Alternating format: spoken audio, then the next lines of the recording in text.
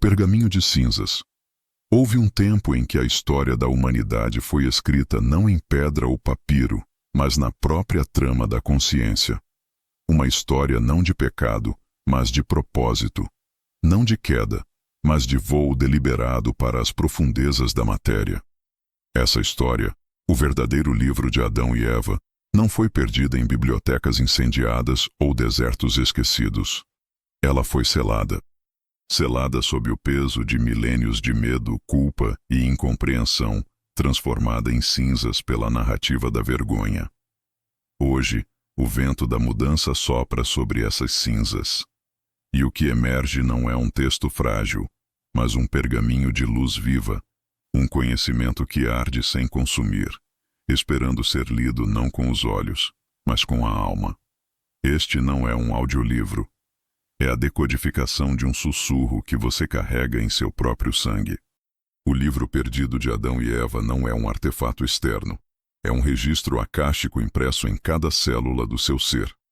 A sua perda foi um ato de proteção divina, um véu colocado sobre uma verdade tão potente que, se revelada a uma consciência despreparada, poderia quebrar a mente.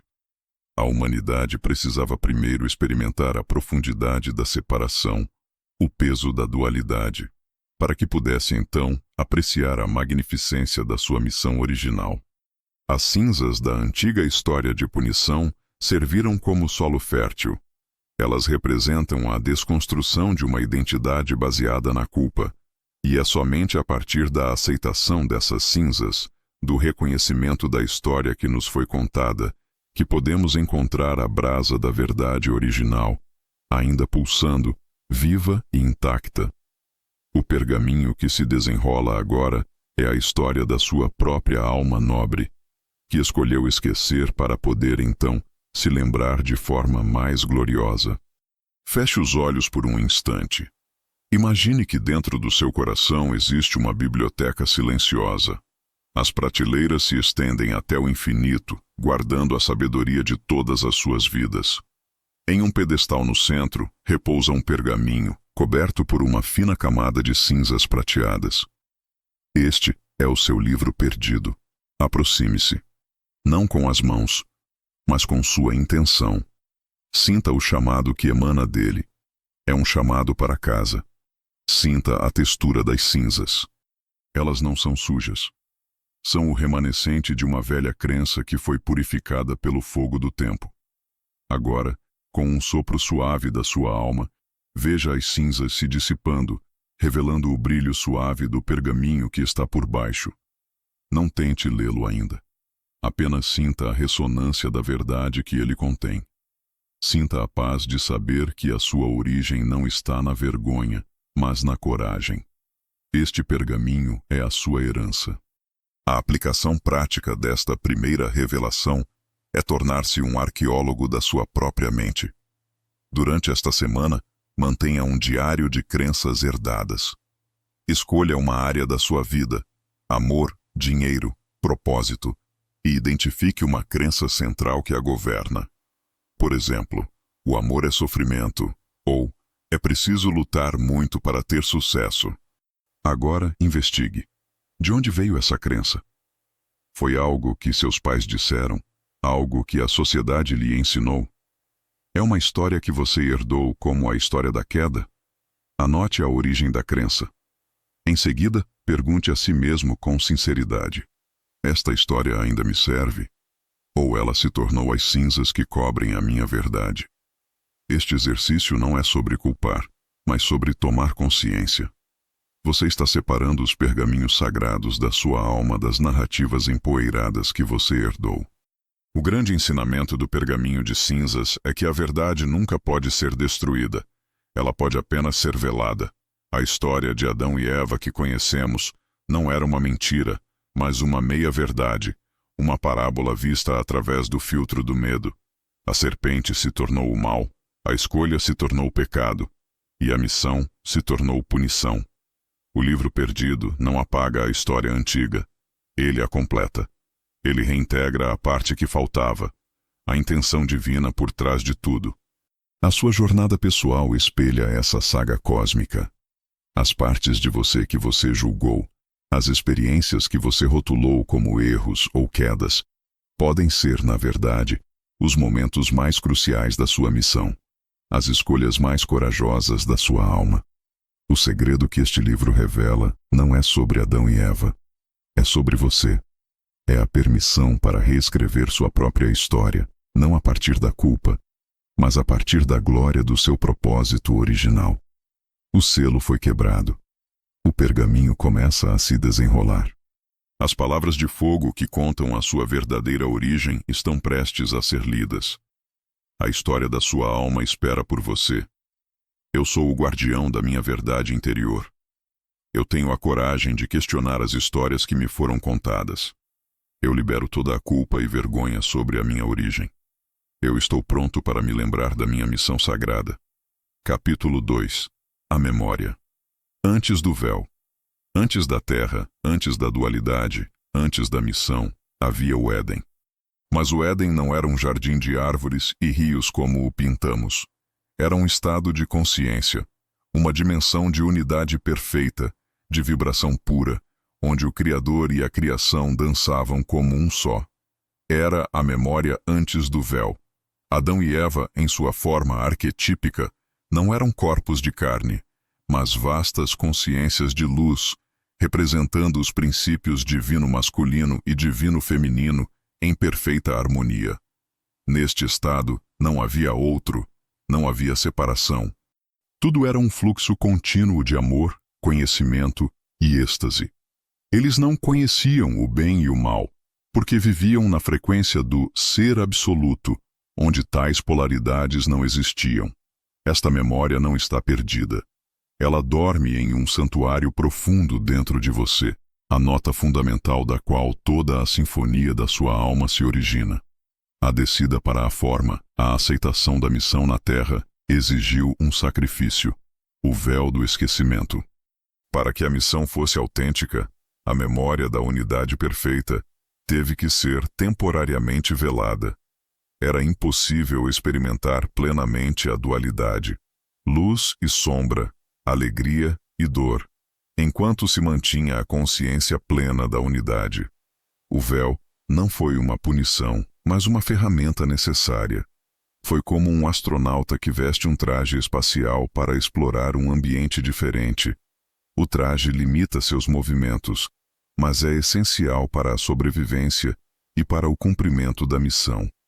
Nosso corpo físico, nosso ego, as limitações da nossa mente tridimensional, este é o nosso traje espacial. Sob ele, a consciência edênica, a vastidão de quem realmente somos, permanece intacta, esperando pacientemente pelo momento do grande despertar. O anseio que você sente por algo mais, aquela saudade de um lar que você não consegue nomear, é a sua alma se lembrando do Éden. Agora vamos tocar essa memória.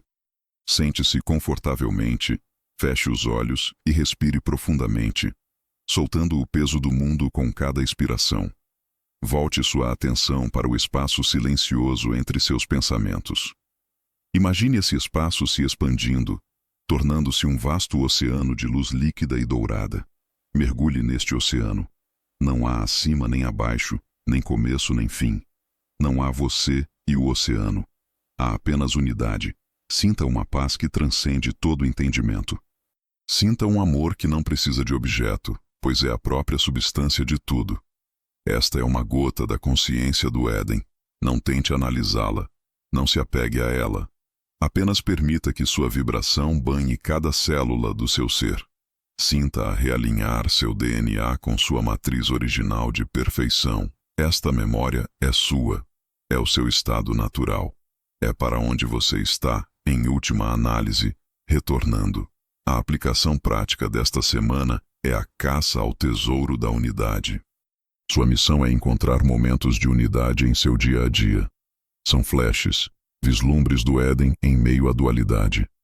Pode ser no profundo silêncio de uma floresta, na conexão sem palavras com um animal de estimação, no olhar de uma criança, na perda de si mesmo ao ouvir uma música comovente, ou no fluxo criativo onde o tempo desaparece.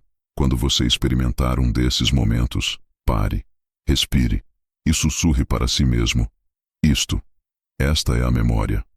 Crie uma âncora para esse sentimento. Um gesto, como tocar seu coração. Você está treinando seu sistema nervoso a reconhecer e a se sintonizar com a frequência da unidade, tornando mais fácil acessá-la, mesmo em meio ao caos da vida cotidiana. Você está construindo uma ponte de volta para casa. O grande ensinamento da memória antes do véu é que você não está quebrado e não precisa ser consertado. Você está inteiro e perfeito, apenas temporariamente esquecido de sua magnificência. A jornada espiritual não é sobre se tornar algo que você não é, mas sobre remover os véus que o impedem de ver quem você sempre foi.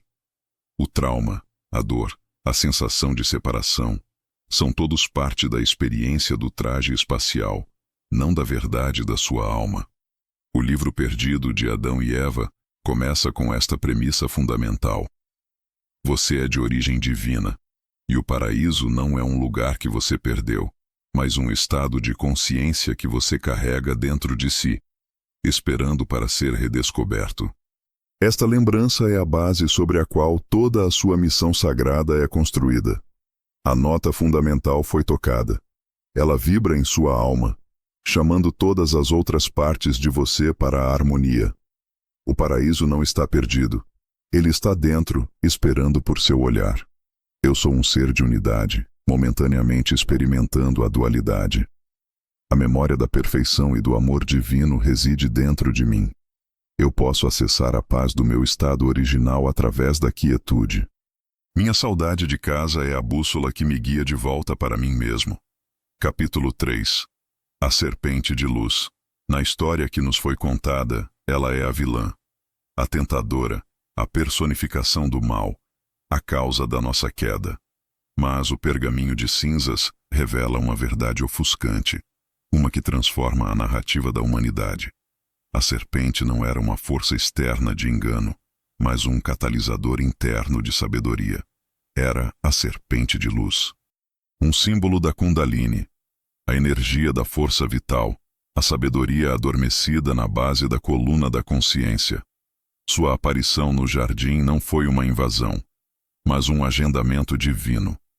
Ela era a parteira cósmica, a iniciadora, cuja tarefa era despertar Adão e Eva de seu sono de inocência feliz para a consciência de seu próprio potencial divino e de sua missão iminente.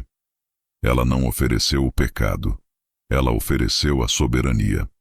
A serpente representa a sabedoria da terra, a inteligência primordial da própria vida. Ela troca de pele, simbolizando a morte e o renascimento, a transformação. Ela se move perto do chão, conectada aos segredos da matéria. No Éden da consciência de unidade, Adão e Eva existiam em um estado de ser passivo. Eram como baterias cheias, mas não conectadas a nenhum dispositivo. A serpente foi o interruptor. Sua pergunta, "É assim que Deus disse?", não foi uma incitação à rebelião, mas um convite à introspecção. Foi a primeira pergunta filosófica, o gatilho para o livre-arbítrio. Ela os convidou a não apenas aceitar a realidade, mas a questioná-la, a explorá-la, a se tornarem participantes ativos em sua própria evolução. A mentira que ela contou, "Vocês serão como deuses", era, na verdade, a mais profunda das verdades, a própria premissa da missão que eles estavam prestes a aceitar. Agora, vamos nos reconciliar com nossa própria serpente interior. Feche os olhos. Visualize na base de sua coluna uma serpente de luz enrolada, dormindo pacificamente. Ela não é ameaçadora. Ela irradia um calor suave e uma sabedoria antiga. Esta é a sua energia vital, seu potencial de despertar. Muitos de nós aprendemos a temê-la, a reprimi-la, a chamá-la de pecado ou de instinto baixo. Hoje, você vai honrá-la. Envie um sentimento de gratidão a essa energia. Agradeça-a por sua paixão, sua criatividade, sua força de sobrevivência. Agora, veja a serpente lentamente levantando a cabeça, seus olhos brilhando com inteligência. Ela não fala com palavras, mas com intuição. Faça-lhe uma pergunta sobre um desafio em sua vida. Não espere uma resposta lógica. Apenas sinta a primeira impressão, a primeira sensação que emerge do seu corpo, do seu instinto. Esta é a voz da sua serpente de luz. Aprender a confiar nela é aprender a confiar na sabedoria inata que o guia. A aplicação prática desta semana é a dança da serpente. A energia da serpente é a energia do corpo, do movimento fluido e da liberação. Encontre um momento e um lugar onde você possa estar sozinho. Coloque uma música que seja puramente rítmica, sem palavras, e então simplesmente comece a se mover. Não dance para ter uma boa aparência. Dance para sentir. Deixe seu corpo liderar. Ondule sua espinha, balance seus quadris, mova-se de uma forma que pareça natural e liberadora. Imagine que você está literalmente sacudindo velhas energias estagnadas, trocando sua pele energética. Faça isso por apenas 5 ou 10 minutos. Esta prática o reconecta com a inteligência do seu corpo e ajuda a despertar a energia da Kundalini de uma forma suave e segura, liberando a criatividade e a vitalidade que foram reprimidas pela culpa e pelo medo da nossa própria natureza primordial.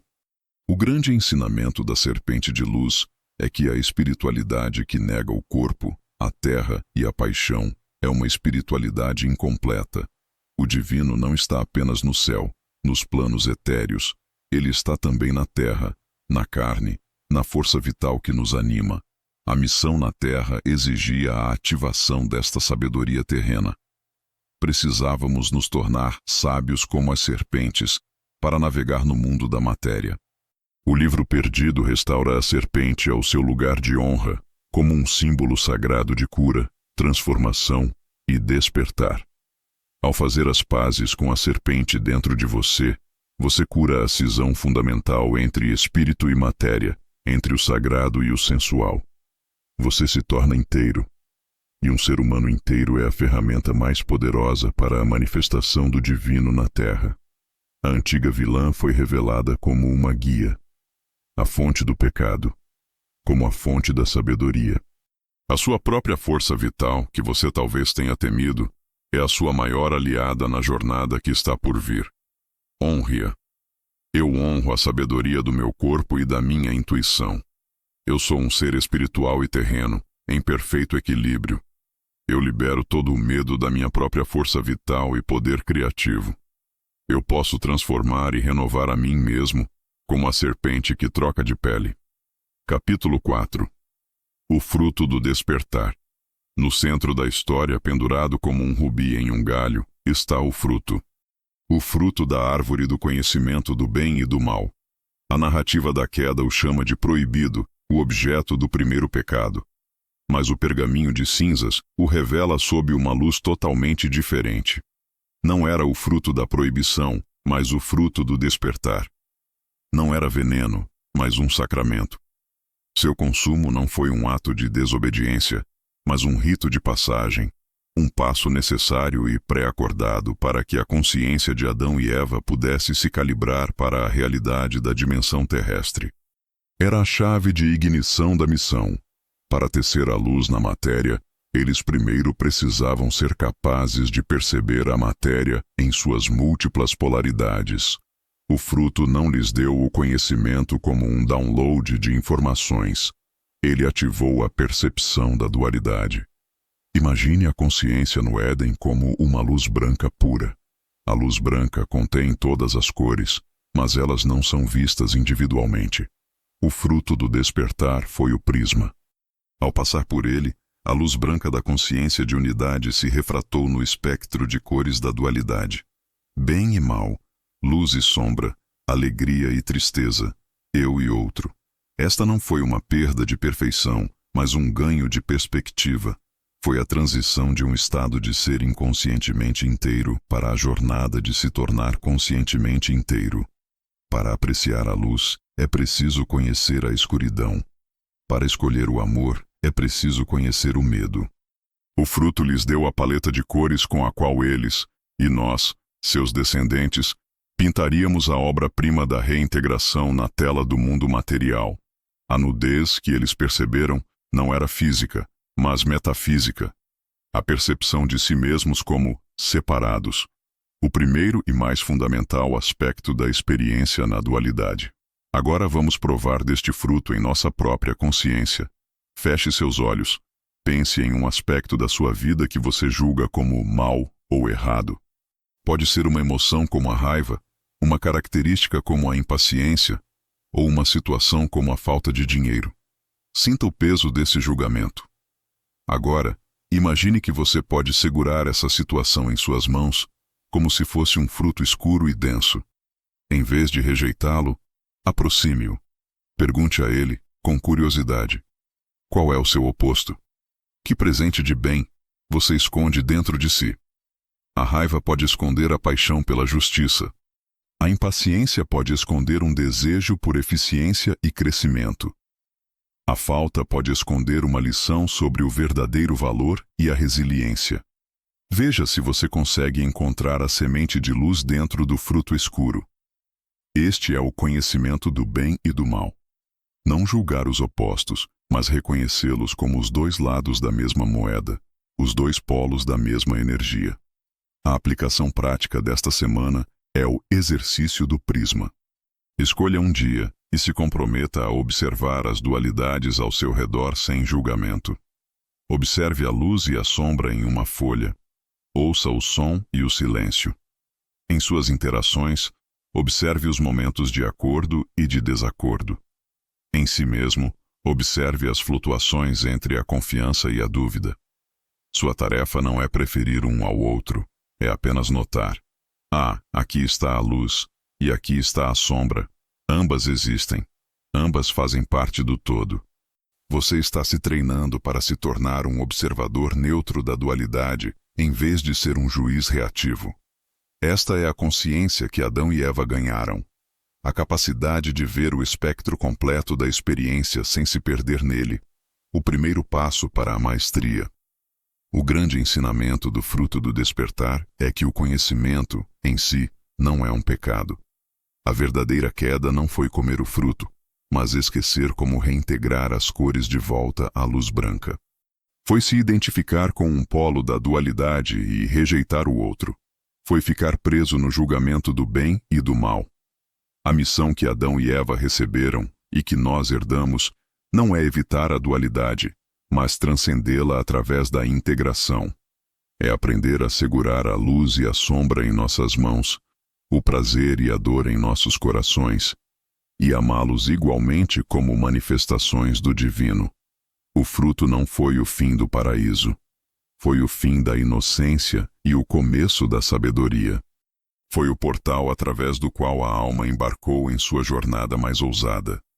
A de se tornar um Deus consciente, um mestre da forma e da dualidade. O sabor do fruto está em sua boca. É o sabor da vida em todas as suas cores. Não é veneno. É o néctar do conhecimento, o tônico da alma que anseia por crescer. Saboreie-o. Eu abraço a plenitude da experiência humana, tanto a luz quanto a sombra. Eu libero todo o julgamento sobre o bem e o mal em mim e nos outros. Eu sou um mestre em treinamento, aprendendo a navegar na dualidade com sabedoria. O conhecimento é meu aliado na jornada de despertar consciente. Capítulo 5. A escolha, não a queda. Com a revelação da serpente como guia e do fruto como sacramento, chegamos ao epicentro do grande mal-entendido, o evento em si. A história da punição o chama de a queda do homem, um ato de desobediência que manchou a criação. Mas o livro perdido o renomeia com sua verdadeira identidade. A escolha consciente. Não foi um tropeço, mas um passo. Não foi uma queda do penhasco da graça, mas um mergulho deliberado no oceano da experiência. Adão e Eva, como as vastas consciências que eram, não foram enganados. Eles foram apresentados a uma escolha, talvez a primeira e mais significativa escolha já oferecida a uma emanação da consciência divina. Permanecer na bem-aventurança estática da unidade ou embarcar em uma missão dinâmica de expansão através da dualidade. E eles escolheram. Eles escolheram a missão. Esta escolha não foi feita a partir da ignorância, mas a partir de um amor e de uma coragem inimagináveis. Foi um ato de serviço ao todo, à fonte de tudo. A mente universal, em seu desejo infinito de se autoconhecer, concebeu um plano para experimentar a si mesma de uma nova maneira, através da perspectiva da separação e da subsequente reunificação consciente. Adão e Eva, os arquétipos da alma humana, foram os primeiros voluntários, os pioneiros cósmicos que disseram sim a esta jornada perigosa e gloriosa. Sua escolha não foi contra a vontade de Deus. Foi o cumprimento da mais profunda vontade de Deus. Eles não caíram da graça. Eles se tornaram a vanguarda da graça, os portadores da chama da consciência em um reino onde ela nunca havia brilhado antes. A história da queda é a perspectiva da criança que não entende por que seus pais a estão mandando para a escola. A história da escolha é a perspectiva dos pais, que sabem que a separação temporária é para o crescimento último da criança. Agora, aplique esta revelação à sua própria vida. Feche os olhos. Pense em um evento do seu passado que você rotulou como uma queda, um grande erro, um ponto de virada para o pior. Pode ser o fim de um relacionamento, a perda de um emprego, uma decisão da qual você se arrepende profundamente. Sinta o peso da narrativa da queda associada a ele. Agora, com a sua imaginação, reescreva a história. E se aquele evento não fosse uma queda, mas uma escolha da sua alma para aprender uma lição específica? E se a dor daquele momento não fosse um castigo, mas o catalisador necessário para o seu despertar? Tente, mesmo que por um instante, ver aquele evento não como algo que aconteceu com você, mas como algo que sua alma escolheu para você, para o seu crescimento. Qual é a lição? Qual foi o despertar? Veja se você consegue transformar a narrativa da vítima na narrativa do herói em sua própria jornada. A aplicação prática desta semana é o inventário de escolhas. Pegue uma decisão importante que você precisa tomar ou que tomou recentemente. Em vez de agonizar sobre a escolha certa versus a escolha errada, aborde-a a partir da perspectiva da missão. Pergunte a si mesmo: qual escolha expandirá mais a minha consciência? Qual caminho, mesmo que seja mais difícil, me ensinará as lições que minha alma veio aqui para aprender? Comece a avaliar suas decisões não pela métrica de sucesso ou fracasso do ego, mas pela métrica de crescimento da alma. Esta mudança de perspectiva remove grande parte do medo da tomada de decisões. Se toda escolha é uma oportunidade de aprendizado e expansão, então não existem erros, apenas diferentes caminhos na mesma missão sagrada de se lembrar de quem você é. O grande ensinamento da escolha, não a queda, é a restauração da sua dignidade e do seu poder. Você não é o descendente manchado de um pecador. Você é o herdeiro de um herói cósmico. Você não está aqui para pagar uma dívida ancestral. Você está aqui para cumprir uma missão sagrada que sua própria alma escolheu. Esta verdade dissolve a fundação da culpa e da vergonha que assombrou a psique humana por eras. Ela o liberta para ver sua vida não como uma série de acidentes e erros, mas como uma tapeçaria perfeitamente tecida de escolhas, lições e oportunidades para encarnar a luz. Cada desafio que você enfrenta, cada escuridão que você transmuta, é um cumprimento da promessa que Adão e Eva fizeram. Você não está caindo. Você está ascendendo, carregando o mundo consigo. A história foi corrigida. A mancha foi limpa. Você não é um ser caído. Você é um ser que escolheu mergulhar para que pudesse aprender a voar. Minha vida não é um acidente, mas uma série de escolhas da minha alma. Eu libero a narrativa da vítima e abraço a história do herói. Não existem erros, apenas lições em minha jornada de crescimento. Eu sou o herdeiro de uma escolha corajosa, não de um pecado original. Capítulo 6. O exílio sagrado. A imagem é uma das mais trágicas em nossa mitologia. Os portões do paraíso se fechando, o querubim com a espada flamejante, Adão e Eva olhando para trás com angústia, expulsos para uma terra de espinhos e labuta. A narrativa da punição chama isso de a expulsão. O livro perdido, em sua revelação mais central e transformadora, a chama de o exílio sagrado. A partida do Éden não foi um ato de rejeição de um pai furioso, mas um ato de envio de um mestre amoroso. Não foi uma expulsão, mas uma formatura. Não foi o fim de uma vida de facilidade, mas o começo de uma vida de significado. Adão e Eva não foram exilados do paraíso. Eles foram enviados como o paraíso, como embaixadores da unidade em um reino de separação. A espada flamejante não era para mantê-los fora, mas para proteger a santidade da dimensão do Éden, garantindo que a alma só pudesse retornar quando sua missão estivesse cumprida e ela estivesse pronta. O exílio era sagrado porque tinha um propósito divino. A missão era esta: plantar as sementes da consciência do Éden no solo da dimensão material. Era transformar o deserto da matéria inconsciente em um jardim florescente. Eles foram enviados como os primeiros jardineiros da alma na terra. A maldição da labuta e da dor não era uma punição, mas uma descrição das condições do novo ambiente. Trabalhar o solo da matéria densa, onde a consciência está adormecida, requer esforço. Dar à luz a uma nova consciência em um mundo de dualidade envolve dor. Não era a ira de Deus, mas a física da dimensão para a qual eles haviam sido enviados. Eles deixaram o Éden não como prisioneiros, mas como missionários, carregando dentro de si o projeto, a memória vibracional do paraíso que eles vieram recriar. Agora, sinta a verdade deste exílio sagrado em sua própria vida. Feche os olhos. Sinta a sensação de não pertencer que às vezes o assola. A sensação de que este mundo não é o seu verdadeiro lar.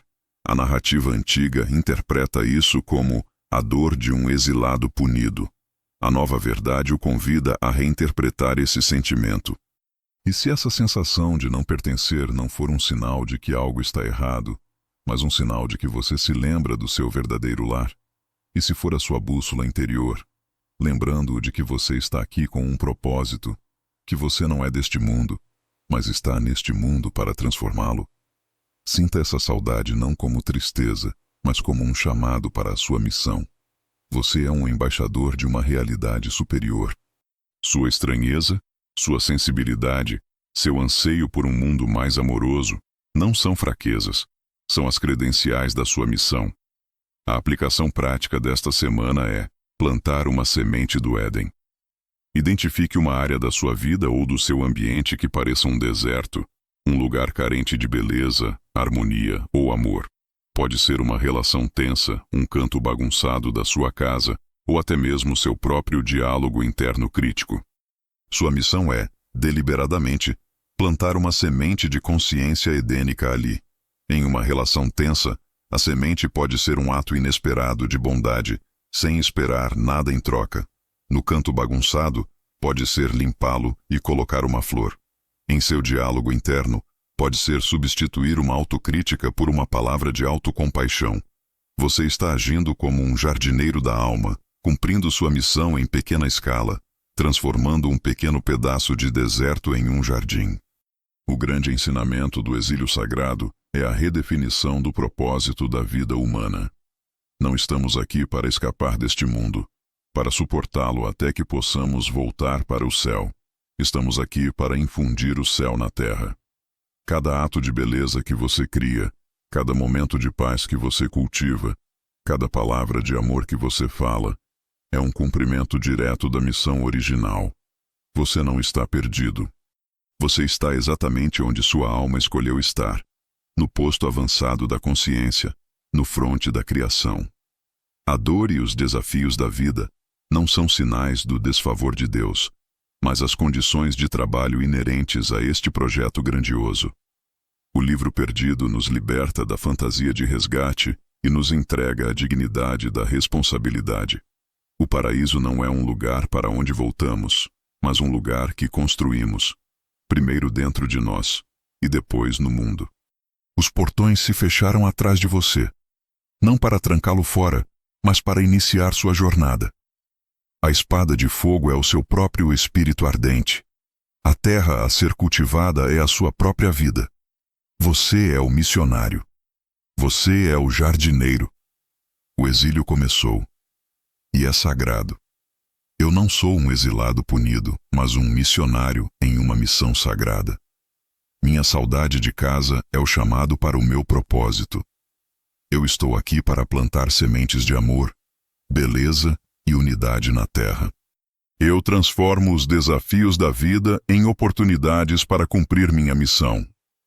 Capítulo 7. A missão bordada na alma. Se o exílio foi sagrado, qual era precisamente a natureza da missão? O pergaminho de cinzas revela que ela não foi entregue em tábuas de pedra ou ordens verbais. A missão foi bordada na própria estrutura da alma de Adão e Eva, e por herança, na sua. É um projeto divino, um conjunto de instruções vibracionais que cada ser humano carrega em seu núcleo. A missão tem duas diretrizes fundamentais, entrelaçadas como os fios de DNA. A primeira é a jornada interior. Lembre-se. Lembre-se da unidade. Lembre-se do Éden. Lembre-se da sua natureza divina apesar do véu do esquecimento. A segunda é a jornada exterior. Crie. Crie no mundo material um reflexo, uma correspondência, da unidade que você se lembrou em seu interior. A missão é um ciclo sagrado, olhar para dentro para lembrar e depois se expressar para fora para criar.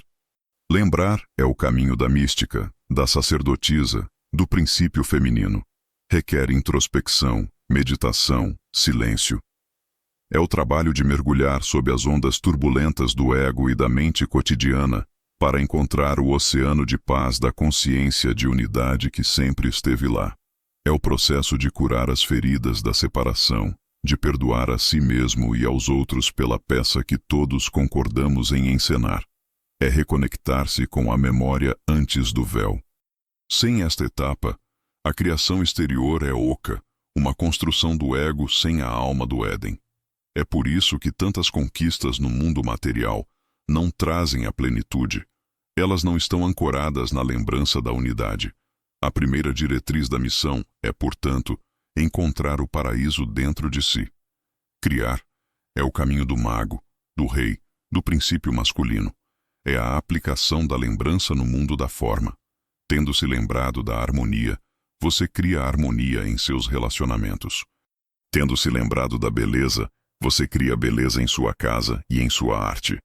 Tendo-se lembrado da abundância, você cria sistemas de prosperidade que servem a todos. Esta criação não é um esforço pesado, mas um transbordamento alegre. É a expressão natural de um ser que se realinhou com sua fonte.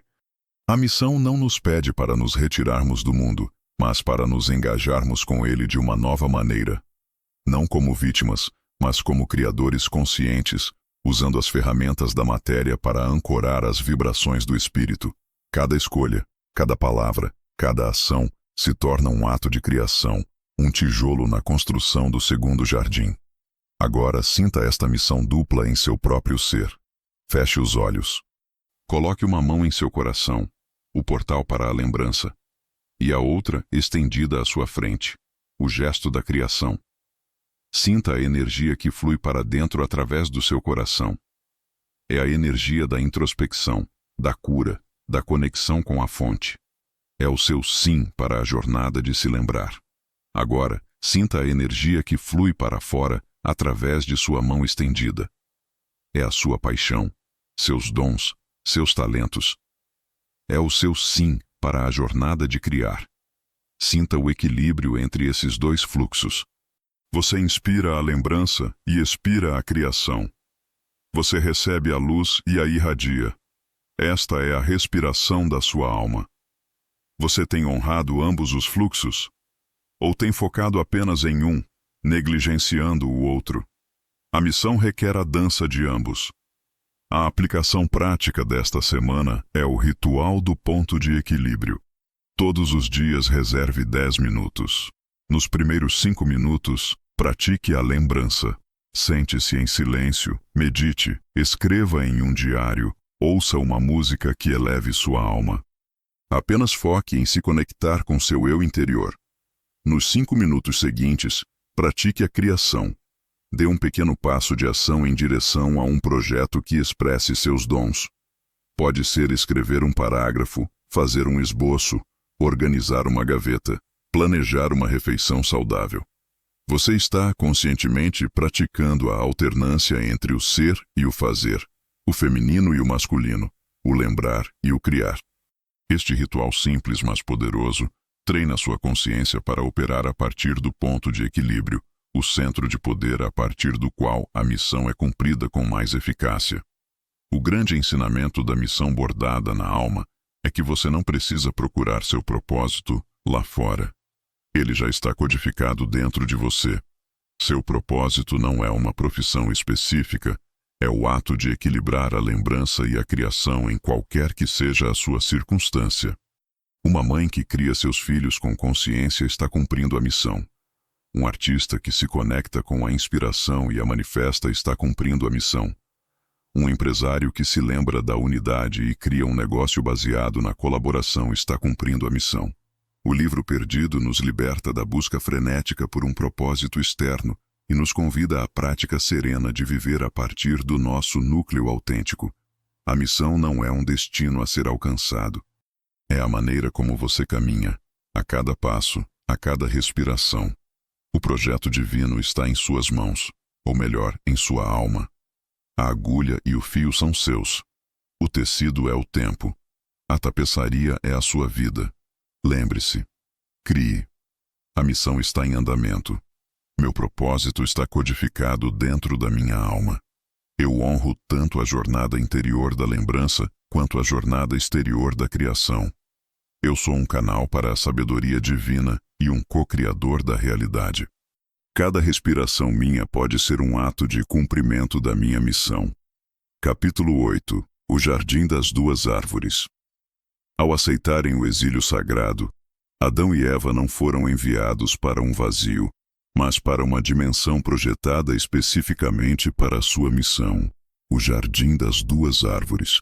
O primeiro jardim, o Éden, continha apenas a árvore da vida, simbolizando a existência em unidade, eterna e sem opostos. O segundo jardim, o plano terrestre, é definido pela presença de duas árvores, a árvore da vida, cuja memória eles carregavam no coração, e a árvore do conhecimento do bem e do mal, cujo fruto lhes deu a percepção da dualidade. A nossa realidade é este jardim. É um campo de aprendizado onde a imortalidade da alma, árvore da vida, e a experiência da polaridade, árvore do conhecimento, coexistem. A missão não é escolher uma árvore em detrimento da outra, mas aprender a comer dos frutos de ambas em equilíbrio. A árvore do conhecimento, como vimos, representa a dualidade. Seus galhos se dividem em pares de opostos, bem e mal, prazer e dor, sucesso e fracasso, masculino e feminino. Viver apenas comendo desta árvore é viver na mente, no julgamento, na constante comparação e conflito. É a vida da maioria da humanidade, oscilando no pêndulo dos opostos, buscando o prazer e evitando a dor, sem perceber que ambos crescem no mesmo galho. Por outro lado, a árvore da vida representa a unidade, o ser, a presença do eu sou, que está além de todas as polaridades. Seus frutos são a paz, o amor incondicional, a alegria que não depende de circunstâncias. Tentar viver apenas comendo desta árvore, negando as realidades do mundo da dualidade, leva a um tipo de espiritualidade escapista, desconectada e ineficaz. O verdadeiro caminho do iniciado é aprender a ficar de pé entre as duas árvores, com as raízes fincadas na unidade da árvore da vida e os galhos interagindo sabiamente com a dualidade da árvore do conhecimento. Agora, visualize-se neste jardim. Diante de você estão as duas árvores majestosas. À sua direita, a árvore do conhecimento, vibrante com as cores do espectro, cheia de frutos que representam todas as experiências da vida. Um fruto de alegria, outro de tristeza, um de sucesso, outro de desafio. À sua esquerda, a árvore da vida, que não tem frutos, mas emana uma luz dourada e calma, um campo de pura presença e paz, Sinta a atração de ambas. A árvore do conhecimento o chama para a aventura, para o aprendizado, para a experiência. A árvore da vida o chama para o refúgio, para o lar, para o ser. Agora, em vez de escolher, imagine-se estendendo os dois braços, tocando os troncos de ambas as árvores simultaneamente. Sinta a energia da dualidade fluindo para um braço e a energia da unidade fluindo para o outro. Sinta como elas se encontram em seu coração, não para lutar, mas para se harmonizar, para dançar. Este é o seu ponto de poder. A aplicação prática desta semana é o diálogo das árvores. Sempre que você se deparar com um problema ou uma decisão, consulte as duas árvores. Primeiro, aproxime-se da árvore do conhecimento. Analise a situação com sua mente lógica. Quais são os prós e os contras? Quais são os possíveis resultados, tanto positivos quanto negativos? Use o poder da sua mente discriminativa. Depois de ter coletado as informações da dualidade, agradeça à árvore e se afaste. Agora, aproxime-se da árvore da vida. Sente-se sob sua luz e silencie sua mente. Não pense no problema. Apenas respire e sinta. Qual é a sensação que surge do seu centro, do seu coração? Qual caminho parece mais alinhado com a paz, com a expansão, com o seu eu mais profundo? A sabedoria não vem da escolha de uma árvore sobre a outra, mas da integração das informações de ambas. A clareza da mente e a verdade do coração. O grande ensinamento do jardim das duas árvores é que a espiritualidade e a vida prática não são inimigas, são parceiras. A missão na Terra não é sobre aniquilar o ego, mas sobre alinhá-lo com a alma. Não é sobre transcender o mundo, mas sobre transformá-lo a partir de um centro de transcendência. O livro perdido nos ensina que somos seres anfíbios, com a capacidade de respirar tanto na água da unidade quanto no ar da dualidade. Negar qualquer um dos dois é limitar nossa divindade e sabotar nossa missão. A verdadeira maestria é a arte de dançar entre os mundos, de usar a mente sem ser usado por ela, de experimentar a plenitude da vida na forma sem nunca esquecer a vastidão do informe de onde viemos e para onde retornaremos. Você está no centro do seu jardim. As duas árvores lhe oferecem seus dons. A sabedoria não está em escolher, mas em integrar. Pegue, coma, e torne-se o mestre de ambos os reinos. Eu sou um ser de unidade e de dualidade, em perfeito equilíbrio. Eu honro tanto a sabedoria da minha mente, quanto a verdade do meu coração. Eu posso navegar no mundo da experiência, sem perder a conexão com a minha paz interior. Eu integro o céu e a terra dentro de mim. Capítulo 9. O fragmento de luz. Adamantina.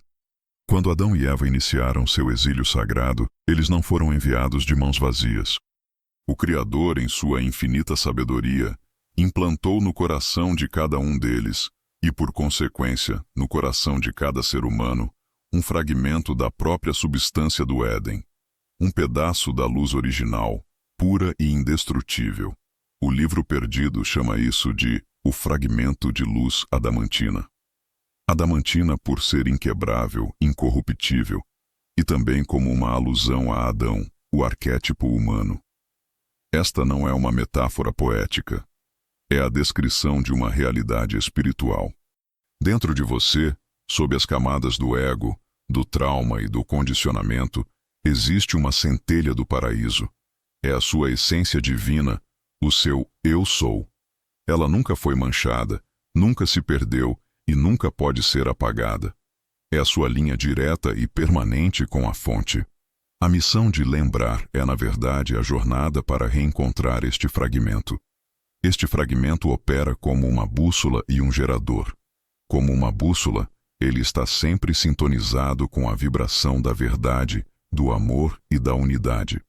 Quando você se sente em paz, expansivo, em fluxo, é porque suas escolhas e pensamentos estão alinhados com a vibração do seu fragmento. Quando você se sente contraído, ansioso, em conflito, é um sinal de que você se desalinhou dele. Sua bússola interior está lhe dizendo que você está fora do curso. Como um gerador, o fragmento de luz adamantina é a fonte do seu poder de criação. É um sol em miniatura, irradiando constantemente a energia da vida. No entanto, quando ele está coberto pelas nuvens densas do medo e da dúvida, sua luz não consegue alcançar a sua realidade exterior. O trabalho do iniciado não é criar a luz, mas limpar as nuvens para que a luz que sempre esteve lá possa brilhar e manifestar seu poder. Agora, vamos nos conectar com este fragmento. Sente-se em silêncio e leve sua atenção para o centro do seu peito, para o seu chakra cardíaco. Respire nesta área. Imagine que, no centro deste espaço, há um pequeno ponto de luz, brilhante como um diamante. No início pode ser apenas uma faísca. Não force. Apenas dê a ela sua atenção amorosa. A cada inspiração, veja esta luz se tornando um pouco mais brilhante. A cada expiração, veja-a liberando qualquer energia escura ou pesada que a esteja encobrindo.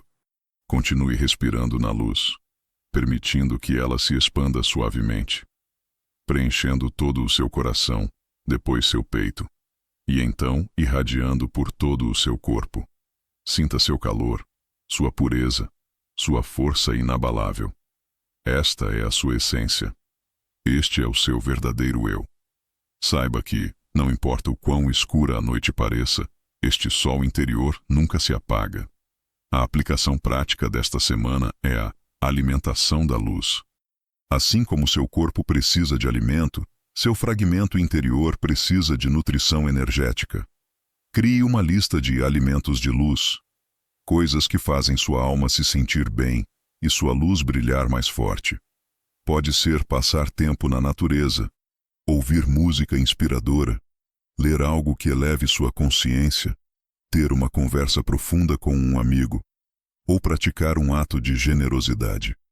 E também crie uma lista de venenos, coisas que você sabe que diminuem sua luz, como fofocas, notícias violentas, autocrítica ou ambientes tóxicos. Sua missão esta semana é, conscientemente, consumir mais alimentos de luz e evitar os venenos. Você está ativamente cuidando do seu jardim interior, garantindo que o seu sol tenha o céu limpo para brilhar.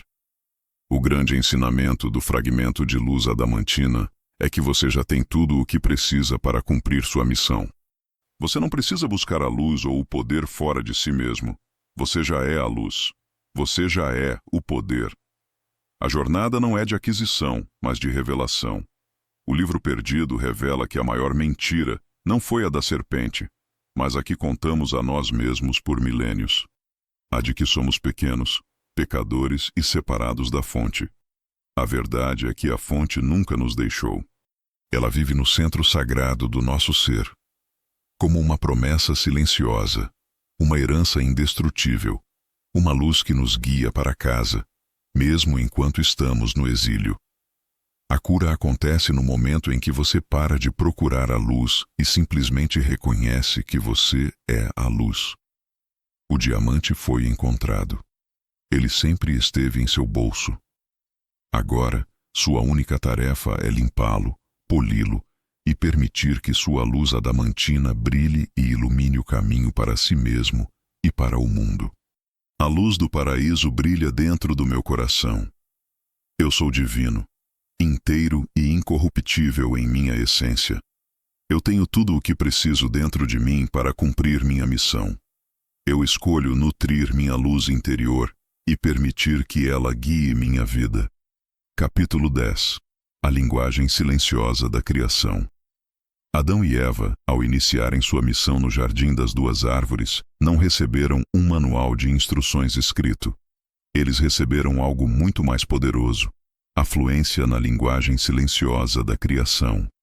Esta é a linguagem primordial do universo, a forma como a mente do todo se comunica com suas criações e como as criações, por sua vez, podem moldar a realidade. Não é uma linguagem de palavras, mas de vibração, de sentimento e de imagem focada. É a linguagem do coração, compreendida antes da invenção da fala. O livro perdido revela que esta é a nossa língua nativa, a herança de nossa consciência edênica. Nós a esquecemos, aprendendo a confiar exclusivamente na linguagem barulhenta e limitada da mente lógica. A missão de criar na Terra depende da nossa capacidade de nos tornarmos fluentes novamente nesta comunicação silenciosa. A linguagem silenciosa da criação opera através do princípio da correspondência e do princípio da vibração. Funciona assim: o universo, sendo mental, responde ao pensamento, mas não a qualquer pensamento. Ele responde à vibração combinada de um pensamento claro, imagem mental, e uma emoção elevada, sentimento do coração. A imagem mental, criada no princípio masculino da mente, atua como o projeto, o molde. A emoção elevada, amor, alegria, gratidão, gerada no princípio feminino do coração, atua como a energia magnética que atrai a substância universal para preencher esse molde. Quando você mantém uma imagem clara de seu desejo, enquanto sente a emoção de já tê-lo realizado, você está falando perfeitamente a linguagem silenciosa. Você está enviando um comando claro e poderoso para o campo quântico, que não tem outra escolha, a não ser espelhar essa vibração coerente de volta para você, na forma de uma experiência manifestada. Vamos praticar um sotaque desta linguagem. Feche os olhos. Escolha algo simples que você gostaria de criar ou experimentar. Pode ser um sentimento de paz para o resto do seu dia. Primeiro, o projeto. Crie uma imagem mental clara de si mesmo no final do dia, sentindo-se completamente em paz. Veja a expressão em seu rosto, a postura relaxada do seu corpo. Torne a imagem o mais vívida possível. Agora, a energia magnética. Gere o sentimento de paz em seu corpo, aqui e agora. Não pense, eu quero sentir paz, mas sinta a paz como se ela já fosse sua realidade. Sinta a calma em seu peito, a tranquilidade em sua respiração. Mantenha a imagem e o sentimento juntos por 17 segundos, ou mais, se puder. Você acabou de enviar uma frase clara na linguagem da criação. Agora, solte. Confie que a mensagem foi recebida e que o universo está trabalhando para manifestá-la. A aplicação prática desta semana é a comunicação não verbal. Preste atenção em como você se comunica com o mundo para além de suas palavras. Qual é a vibração que você emite quando entra em uma sala? É de pressa e estresse? Ou de calma e presença? As pessoas, os animais e até as oportunidades respondem a essa linguagem silenciosa muito mais do que as suas palavras. Sua tarefa é praticar a emissão consciente da vibração que você deseja ver refletida. Antes de uma reunião, em vez de ensaiar suas palavras, passe 1 minuto sentindo a vibração de sucesso e colaboração. Antes de chegar em casa, passe 1 minuto sentindo a vibração de amor e harmonia. Você está aprendendo a se comunicar no nível da causa, e não apenas no nível do efeito.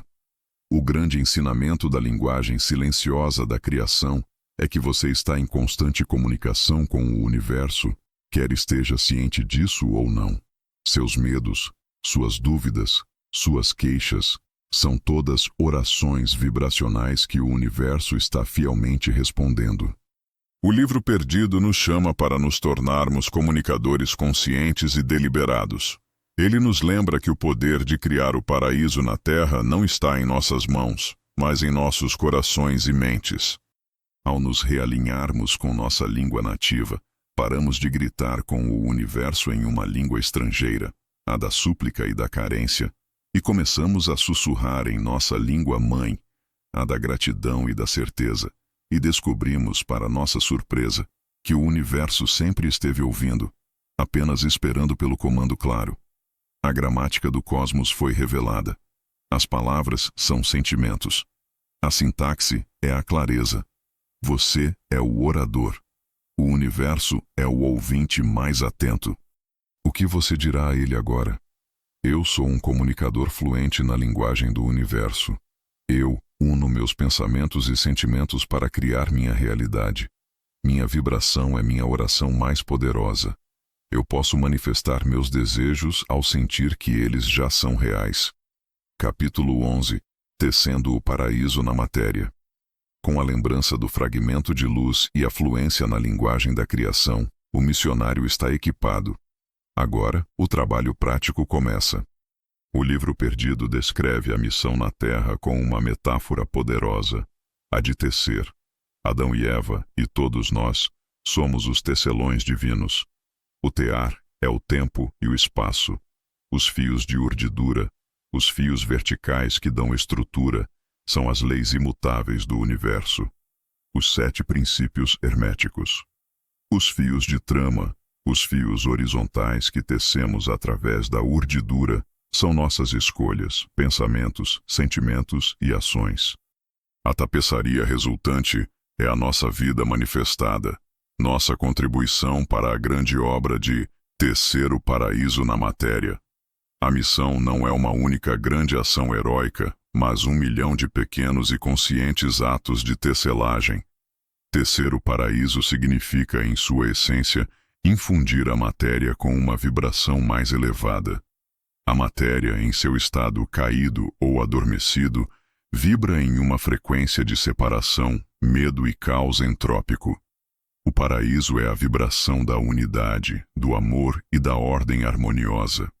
Cada vez que você escolhe a compaixão em vez do julgamento, você está tecendo um fio de ouro na tapeçaria. Cada vez que você cria beleza e ordem em meio à desordem, você está ancorando a frequência do Éden. Cada vez que você age a partir da sua integridade, mesmo quando ninguém está olhando, você está fortalecendo o tecido da nova realidade. O trabalho não é lutar contra a escuridão, mas pacientemente tecer mais e mais luz, fio por fio, até que a escuridão seja simplesmente superada pelo brilho da tapeçaria. Agora, vamos nos sentir como tecelões. Feche os olhos. Imagine sua vida como uma grande tapeçaria que se estende à sua frente. Observe os padrões, as cores. Algumas áreas podem ser brilhantes e harmoniosas, tecidas com os fios da alegria e do amor. Outras áreas podem parecer escuras, emaranhadas, com nós de medo e fios de ressentimento. Não julgue sua tapeçaria. Ela é a história da sua jornada até agora. Agora, visualize em suas mãos um novelo de fio feito de pura luz dourada. Este fio é a sua consciência, a sua intenção, aqui e agora. Escolha uma área escura ou emaranhada da sua tapeçaria. E com a sua imaginação, comece a tecer este fio de luz nela. Não tente arrancar os fios escuros. Apenas teça o fio de ouro por cima, por baixo, ao redor deles. Veja como a simples introdução da luz começa a transformar a aparência de toda a área. Ela não apaga o passado, mas o redime, integrando-o em um padrão novo e mais belo. A aplicação prática desta semana é o fio dourado. Sua tarefa é, deliberadamente, tecer um fio de ouro em suas atividades diárias. O fio de ouro é a consciência, a presença, a intenção de infundir amor em tudo o que você faz. Se você está cozinhando, o fio de ouro é a intenção de nutrir. Se você está trabalhando, o fio de ouro é o compromisso com a excelência. Se você está conversando, o fio de ouro é a escuta profunda. Antes de iniciar uma tarefa, por mais mundana que seja, pare por um segundo e estabeleça a intenção. Eu teço este momento com o fio dourado do amor, ou da paz, ou da beleza. Você está transformando suas ações de tarefas mecânicas em atos de tecelagem sagrada. Você está, literalmente, tecendo o paraíso em seu dia. O grande ensinamento da tecelagem do paraíso é que os pequenos atos importam imensamente. A narrativa da queda nos faz esperar por um salvador externo, por um evento apocalíptico que mudará tudo. O livro perdido nos devolve o poder, revelando que a salvação do mundo não é um evento, mas um processo, e que nós somos os agentes desse processo. O paraíso não descerá dos céus. Ele será tecido a partir do coração da humanidade, um coração de cada vez. Sua vida não é insignificante. Cada escolha consciente que você faz adiciona um fio de luz à grande tapeçaria da consciência coletiva. Sua cura pessoal é uma contribuição direta para a cura planetária. A missão não é esmagadora. Ela é simplesmente o seu próximo pensamento, a sua próxima palavra, a sua próxima ação. O tear está pronto. Os fios estão em suas mãos. A tapeçaria da sua vida e do novo mundo espera pelo seu toque. Comece a tecer. Minha vida é uma obra de arte sagrada que eu teço a cada momento. Cada escolha consciente é um fio de luz na tapeçaria da criação. Eu tenho o poder de infundir amor e beleza em tudo o que faço. Eu sou um co-criador do paraíso na Terra. Capítulo 12. A bússola do coração. No ambiente denso e dualista do exílio sagrado, como poderiam Adão e Eva, e como podemos nós, navegar sem nos perdermos? O véu do esquecimento obscureceu a comunicação direta com a fonte. As regras do antigo paraíso não se aplicavam mais. O livro perdido revela que eles foram equipados com um instrumento de navegação infalível, um que funciona perfeitamente por trás do véu. A bússola do coração. O coração, não o cérebro, é o órgão de percepção da alma. A mente lógica, o fruto da árvore do conhecimento, é uma ferramenta excelente para analisar o terreno da dualidade, para comparar, para calcular. Mas ela não pode lhe dizer a direção do seu norte verdadeiro, a direção da sua missão. Apenas o coração pode. Seus sentimentos, quando lidos corretamente, são a agulha dessa bússola, apontando para o alinhamento ou o desalinhamento com o seu propósito de alma. A bússola do coração não fala em palavras, mas em sentimentos de expansão e contração. Quando você pensa em uma escolha ou em um caminho e sente uma sensação de expansão, de leveza, de alegria, de paz, mesmo que a mente lógica apresente 1000 razões para ter medo, a bússola está apontando sim. Sua alma está reconhecendo aquele caminho como alinhado com a sua missão de crescimento e lembrança. Por outro lado, quando você considera um caminho e sente uma sensação de contração, de peso, de aperto, de ansiedade, mesmo que pareça a escolha segura e lógica, a bússola está apontando não. Sua alma está o avisando que aquele caminho, por mais atraente que pareça para o ego, o levará para mais longe de si mesmo. Aprender a confiar nesta bússola, acima do barulho da mente e das opiniões do mundo, é a chave para navegar com sucesso no jardim das duas árvores. Agora, vamos calibrar a sua bússola. Feche os olhos e silencie sua mente. Lembre-se de um momento em sua vida em que você se sentiu perfeitamente alinhado, em fluxo, fazendo exatamente o que deveria estar fazendo. Sinta a sensação em seu peito. Pode ser um calor, uma abertura, uma vibração. Memorize essa sensação. Esta é a sua sensação de norte, o seu sim interior. Agora, lembre-se de um momento em que você tomou uma decisão que sabia, no fundo, que não era a certa para você. Ignore as razões lógicas. Apenas se lembre da sensação em seu corpo que a acompanhou. Um aperto, um peso, um desconforto. Memorize essa sensação. Este é o seu sul, o seu não interior. Você acabou de identificar os dois polos da sua bússola. A prática consiste em se tornar cada vez mais sensível a essas nuances em seu dia a dia. A aplicação prática desta semana é a consulta à bússola. Para cada decisão que você precisar tomar, por menor que seja, pratique o seguinte processo de 3 etapas. Primeiro, analise com a mente. Colete os fatos. Use a lógica, como faria normalmente. Segundo, silencie a mente. Feche os olhos por 30 segundos, respire fundo e apresente a opção A ao seu coração. Apenas sinta. Expansão ou contração. Em seguida, apresente a opção B. Apenas sinta. Expansão ou contração. Terceiro, honre o sentimento. Mesmo que o sentimento aponte para a escolha mais assustadora ou menos lógica, confie nele. Dê um pequeno passo nessa direção. Você está treinando um músculo. Quanto mais você usar sua bússola e ver que ela o guia bem, mais forte e mais clara ela se tornará. O grande ensinamento da bússola do coração é que você nunca está verdadeiramente perdido. Mesmo na noite mais escura da alma, quando o véu do esquecimento parece impenetrável, você tem um guia infalível dentro de si.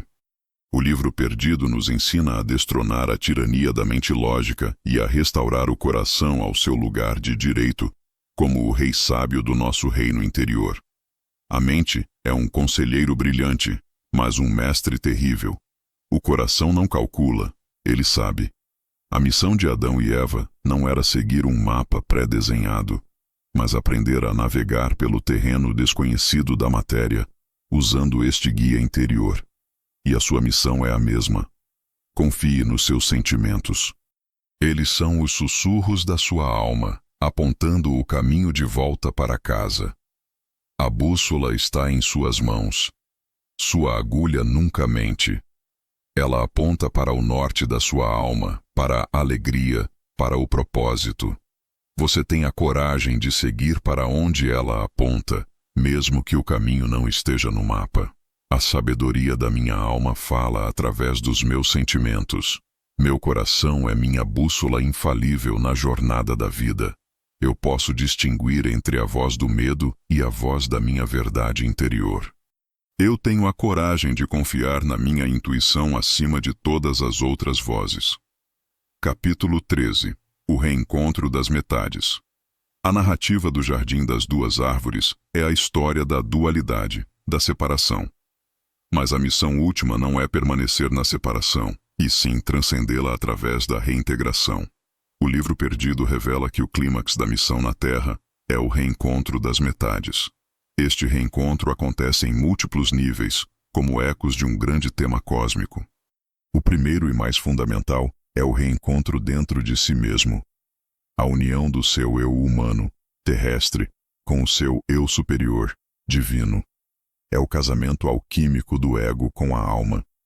O segundo é a harmonização dos princípios internos masculino e feminino. A dança equilibrada entre Adão e Eva dentro da sua própria psique. O terceiro é a cura da separação percebida entre você e os outros, o reconhecimento da unidade por trás de todos os rostos. E, finalmente, é a união sagrada entre o espírito e a matéria. Este processo de reintegração é o caminho de volta ao estado de consciência do Éden, mas com uma diferença crucial. No primeiro Éden, a unidade era inconsciente, inocente. No segundo Éden, o paraíso que estamos tecendo na Terra, a unidade é consciente, conquistada. É uma unidade que conheceu e integrou a dualidade, e por isso é mais rica, mais sábia e mais completa. A queda na separação foi, portanto, um passo necessário para esta ascensão a um nível mais elevado de unidade. Adão e Eva se separaram um do outro e da fonte para que pudessem encontrar o caminho de volta um para o outro e para a fonte, não por decreto, mas por escolha consciente, pelo poder do amor que se lembra de si mesmo, através do véu do esquecimento. Cada ato de perdão, cada momento de empatia, cada escolha de colaboração em vez de competição, é um passo em direção a este grande reencontro. Agora, sinta este reencontro em seu próprio ser. Feche os olhos. Visualize duas versões de si mesmo de pé, uma de frente para a outra. Uma é o seu eu humano, com suas cicatrizes, seus medos, suas imperfeições. A outra é o seu eu superior, uma figura de pura luz, sabedoria e amor incondicional. Veja o seu eu humano olhando para o seu eu de luz com anseio, talvez com um sentimento de indignidade. E veja o seu eu de luz olhando para o seu eu humano com infinita compaixão e admiração pela sua coragem. Agora, veja o eu de luz estendendo as mãos. E veja o seu eu humano, hesitantemente, dando um passo à frente. E então, veja-os se abraçando, se fundindo em um só ser. Sinta a totalidade, a paz, a força que vem desta integração. Você não precisa mais buscar a perfeição. Você só precisa integrar as partes de si mesmo com amor. A aplicação prática desta semana é a ponte da empatia. A separação que sentimos dos outros é a maior ilusão da dualidade. Escolha uma pessoa em sua vida com quem você se sente em conflito ou separado. Reserve 5 minutos. Sente-se em silêncio e tente, honestamente, ver o mundo através dos olhos dela. Quais são seus medos? Quais são suas dores? O que a leva a agir da maneira que age? Não se trata de concordar com ela ou de desculpar seu comportamento. Trata-se de reconhecer sua humanidade, de ver a centelha de luz, o fragmento adamantino que também existe nela, sob as camadas de sua personalidade. Este exercício é uma das práticas mais poderosas para dissolver a ilusão da separação e construir pontes de unidade em seu próprio campo energético, o que inevitavelmente se refletirá em seus relacionamentos. O grande ensinamento do reencontro das metades é que a salvação é um ato de integração, não de purificação. Não estamos aqui para erradicar nossas sombras, mas para abraçá-las com a luz da nossa consciência. Não estamos aqui para transcender nossa humanidade, mas para infundi-la com nossa divindade. O livro perdido nos mostra que o paraíso não é um lugar livre de opostos, mas um lugar onde os opostos aprenderam a dançar em harmonia, guiados pelo amor. A sua vida é o salão de dança. Seus pensamentos, suas emoções, seus relacionamentos são os parceiros de dança. E você é o maestro, o coreógrafo, cuja missão é transformar o conflito em balé, a dissonância em sinfonia. Cada vez que você escolhe o amor sobre o medo, você está se aproximando do grande finale. As duas metades anseiam uma pela outra. A terra anseia pelo céu. O humano anseia pelo divino. E o divino anseia por se expressar através do humano. Seja a ponte, seja o abraço, seja o reencontro. Eu sou a união sagrada do humano e do divino. Eu integro todas as partes de mim mesmo com amor e aceitação. Eu vejo a unidade por trás da aparente separação entre mim e os outros. Eu sou um agente de reconciliação e cura no mundo. Capítulo 14. O legado do segundo jardim. A missão, uma vez cumprida, deixa um legado. Se a missão de Adão e Eva, e a nossa, é tecer o paraíso na matéria, qual é a aparência desse segundo jardim? O livro perdido o descreve não como um retorno ao Éden original, estático e inocente, mas como algo novo, dinâmico e consciente. O legado do segundo jardim é uma civilização baseada na consciência da unidade, onde a dualidade não é mais uma fonte de conflito, mas de criatividade. É um mundo onde a tecnologia e a espiritualidade andam de mãos dadas, onde a individualidade é celebrada como uma faceta única do todo, e onde o poder não é usado para dominar, mas para servir. Não é uma utopia distante, é o potencial latente da humanidade, o próximo passo em nossa evolução, o resultado natural do cumprimento da missão. O legado não é algo que herdaremos passivamente no fim dos tempos. É algo que estamos cocriando ativamente, aqui e agora, com cada escolha consciente. Cada vez que você opera a partir da sua bússola do coração, você está assentando uma pedra fundamental do segundo jardim.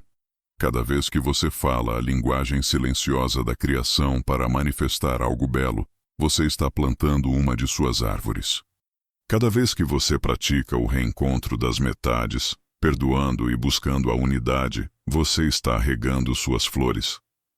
O legado não é um destino, mas um processo contínuo de manifestação coletiva. Adão e Eva não falharam em sua missão. Eles a iniciaram. Eles plantaram as primeiras sementes. Gerações de almas, incluindo a sua, vieram para continuar o trabalho de jardinagem.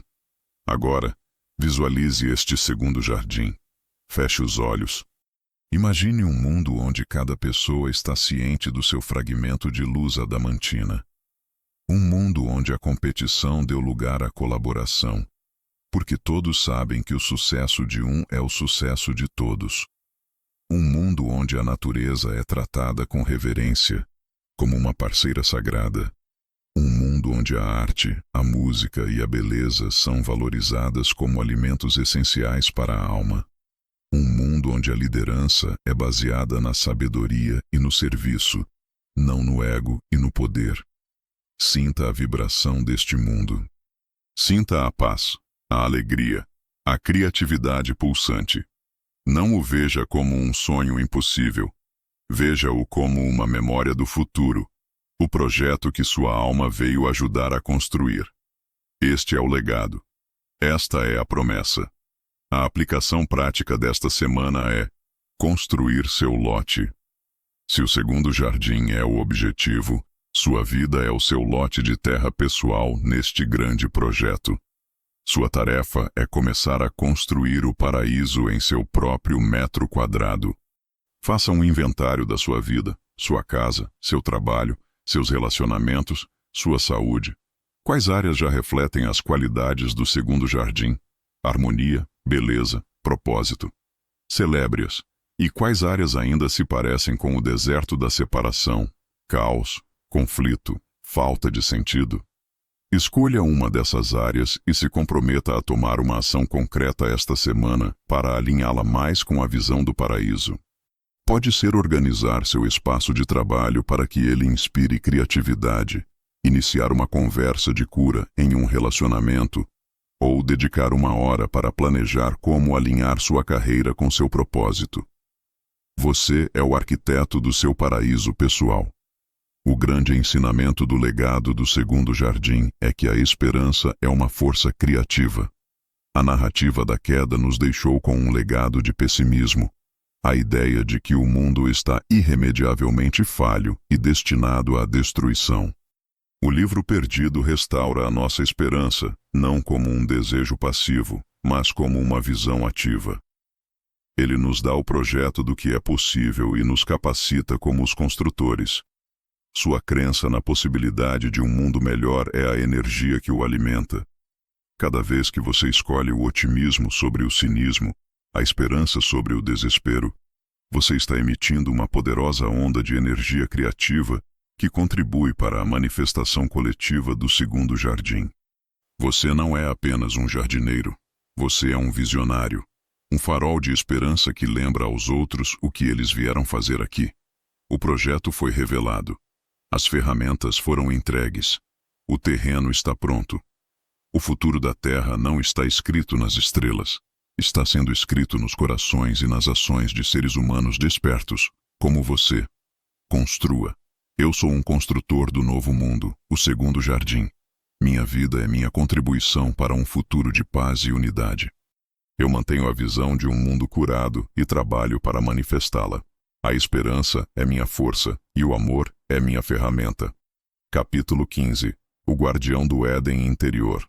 Nossa jornada através do livro perdido nos leva ao seu destino final, que é, paradoxalmente, o nosso ponto de partida.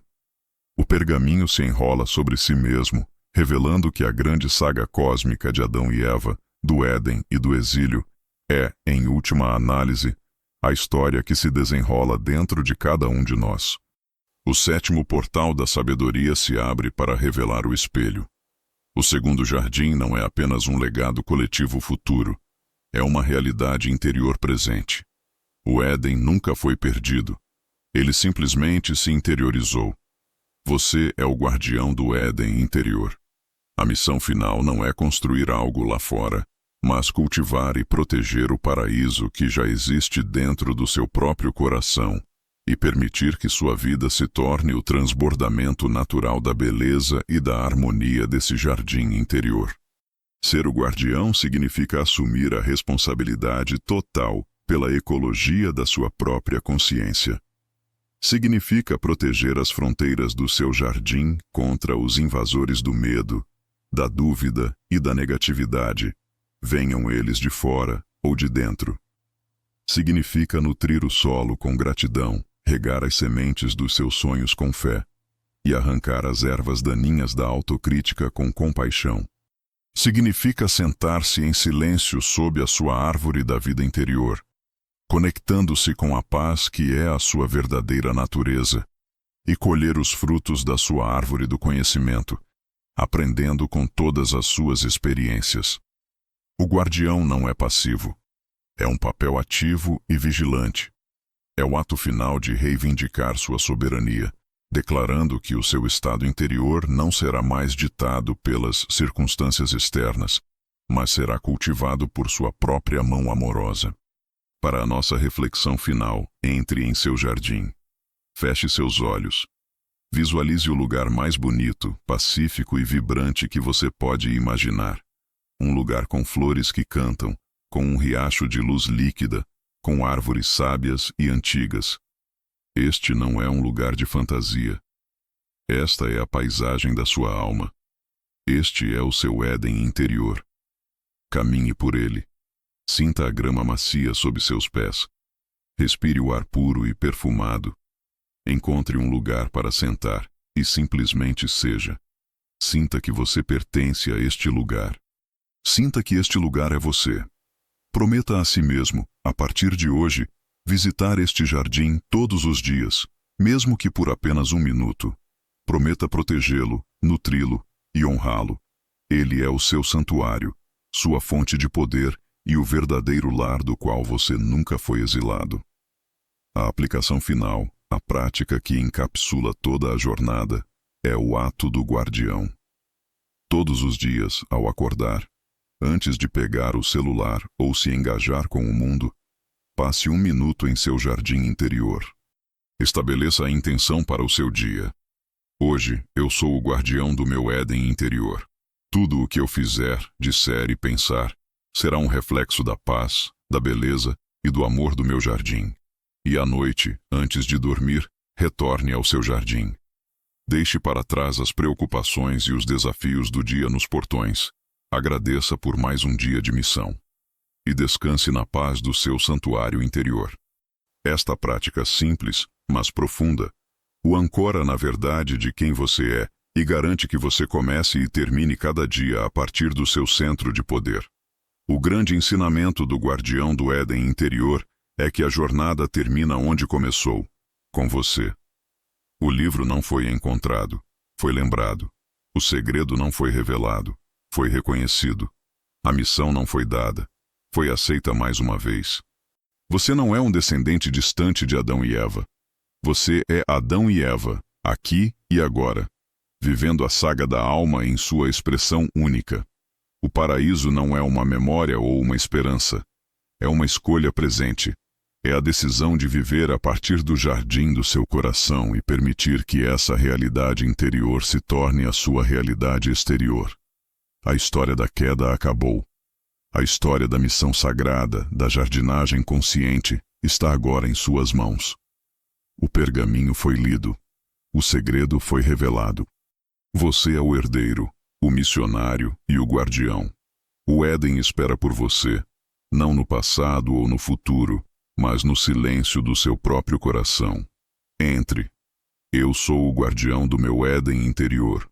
Eu cultivo a paz, a beleza e o amor em minha própria consciência. Meu mundo interior cria meu mundo exterior. Eu vivo a partir do paraíso que existe dentro de mim, aqui e agora.